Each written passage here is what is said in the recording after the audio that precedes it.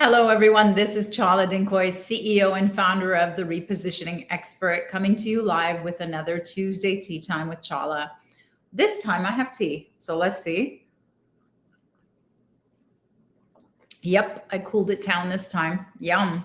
All right, so today we're talking about all of you busy entrepreneurs working really hard in your business versus on your business. So 68% of entrepreneurs hurt their growth by working only in the business.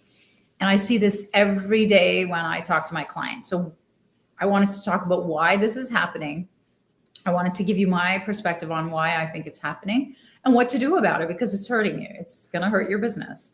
So here are some reasons why. So the first reason that I think this is happening is because I call this the melting ice cream syndrome. So when you have an ice cream cone melting in one hand, you're going to try to lick it as fast as you can versus trying with the other hand to bake the bread or to gather the ingredients to bake the bread, which is going to keep you full much longer. And this is an analogy that I use, a metaphor for trying to get new business versus the melting ice cream is, of course, the business you have on hand, the clients you have on hand, or the immediate referrals that you're getting that you need to chase down and close. Now, I am not saying that you should not be doing any of those things, but you should not be paralyzed into doing absolutely nothing with respect to getting new business when you have more on your plate than you need to.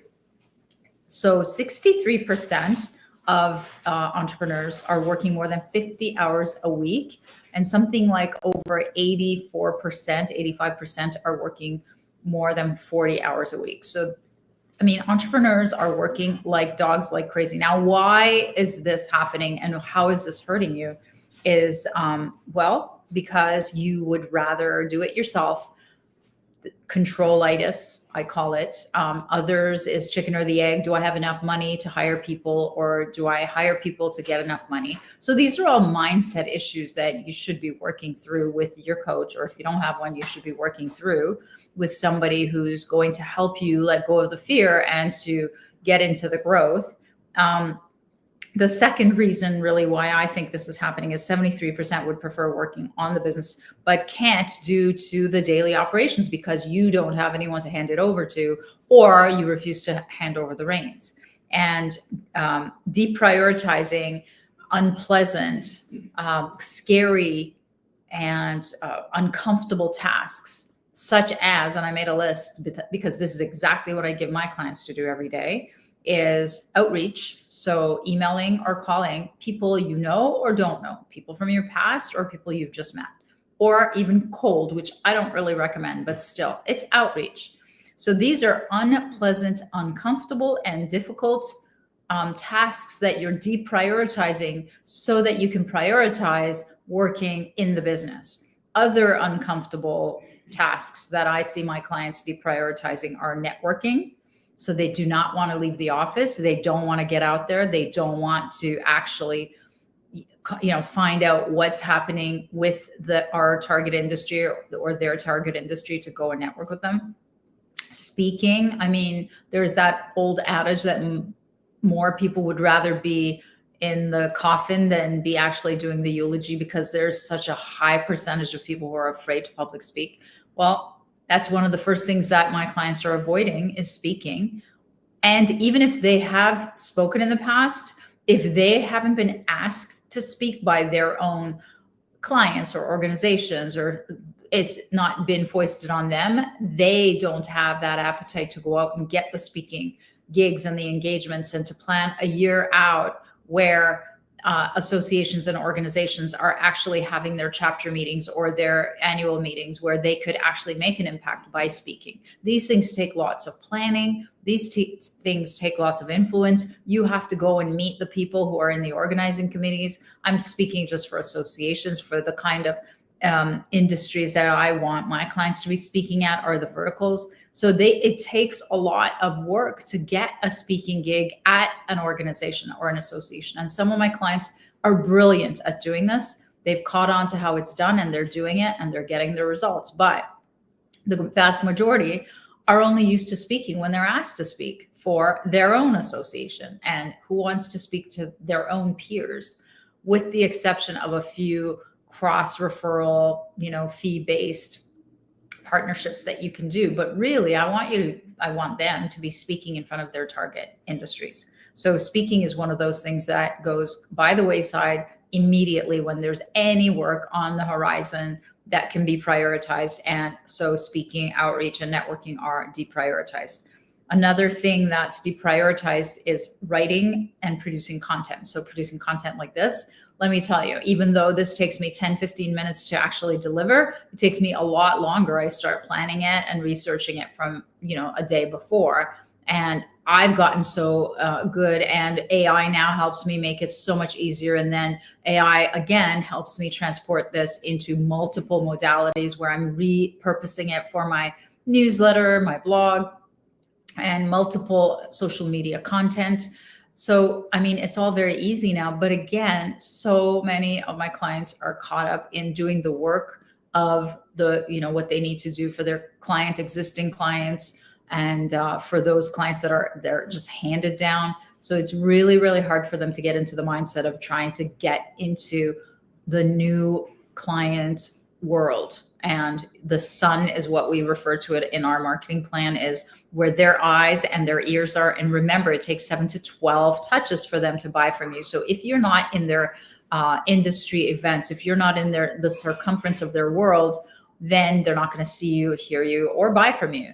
And when you're deprioritizing these things that are very uncomfortable, unpleasant, and difficult for you, then you're just not going to do them, especially when you're the only person working 50 hours a week trying to make ends meet.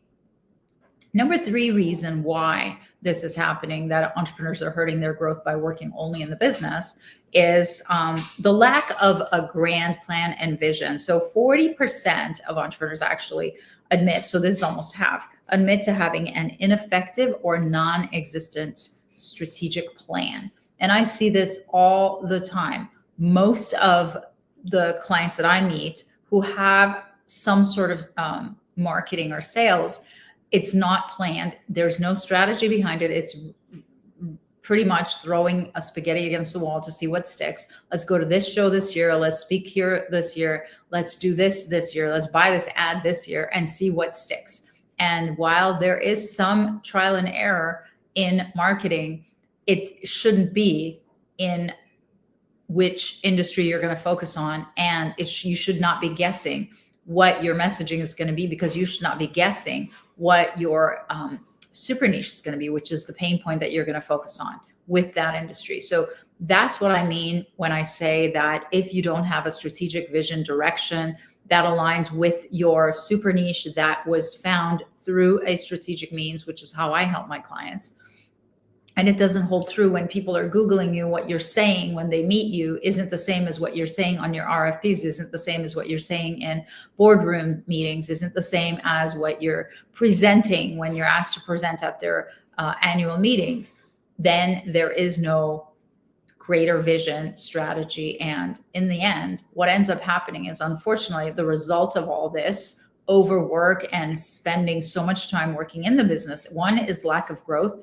There is percentage, 61% of small businesses never make their target growth numbers, is a very sad statistic. And obviously this changes from year to year, and it changes from industry to industry, but that's a really bad one. And then here's really the worst thing that you can imagine, anyone can imagine, is that 56% of entrepreneurs have been diagnosed with anxiety, depression, or a stress-related problem. And that's the last thing that I want. And I noticed that, I noticed one of my clients closing her business years after she stopped working with me. But that was one of the biggest issues that she had, was that she was working so hard in the business versus on the business. And that was our continual struggle. And that's why she hired me. And so, all I can do is point out and hold a mirror to what she's doing and point out what, how to do it and to keep her accountable. But that's as much as I can do, because you as the entrepreneur have to make that decision. You have to step into those boots and you have to make it happen. and whether you need to get scared and hire people you can't afford right now, or you need to get scared and work less in the business and more on the business. You have to change something if you're going to change these statistics, because I don't want you to become part of these exhausted entrepreneurs who are hurting their business by deprioritizing the things that they need to do to get out there and to get more sales. All right, everyone. I hope this was the shot in the arm that you needed this week to get out there, get more visible, get yourself a plan, get yourself a strategic marketing and sales plan, and then go out and implement it. And don't let existing client work and don't let existing daily tasks deter you from all of that. Okay, everyone, take care. I'll speak to you next week.